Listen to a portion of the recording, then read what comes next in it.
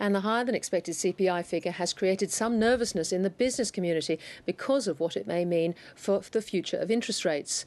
Andrew Robertson has been out and about in Sydney talking to one business owner about the impact inflation is having on him.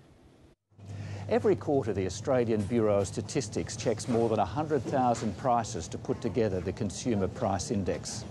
I'm at the IGA store at Allambie Heights on Sydney's northern beaches because, according to the CPI, food spiked nearly 1.5% in the quarter and is up more than 6% for the year. Now, when you break down that number, one of the biggest reasons that food was up so strongly was bananas, which some of us used to eat. They soared 138% thanks to Cyclone Yasi and are one of the main contributors to fruit, rising nearly 60% for the year.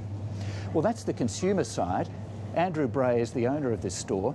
And Andrew, when you heard that CPI number today, what were your thoughts? Oh, look, Andrew, the number that came out was disastrous for the RBA. Like, it's going to put a lot of pressure on 0.9%.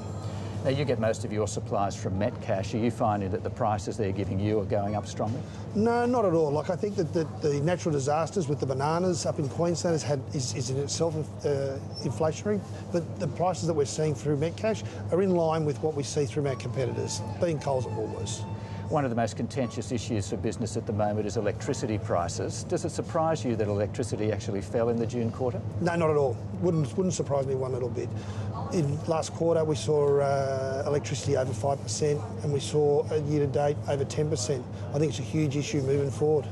And you also believe that the proposed carbon tax, although it's not here yet, is already having an impact on prices? Yeah, I do. I think that it's not restoring consumer confidence. Now, the Reserve Bank has made it clear that today's CPI will be a key determinant on whether it brings in another rise in interest rates. What would that rise in interest rates do for your business? Well, it's a challenge, I think, for the Reserve Bank. I think that rising interest rates, whether it be on the business side, also on the consumer side, is going to even push consumer confidence even lower than where it really is at the moment. The government needs to understand and get people out there spending. You sell food, though. Do you think you'll still be hit? I think we will be, absolutely. Discretionary spend is definitely down. All right, Andrew Bray, thank you very much for that. Thank you.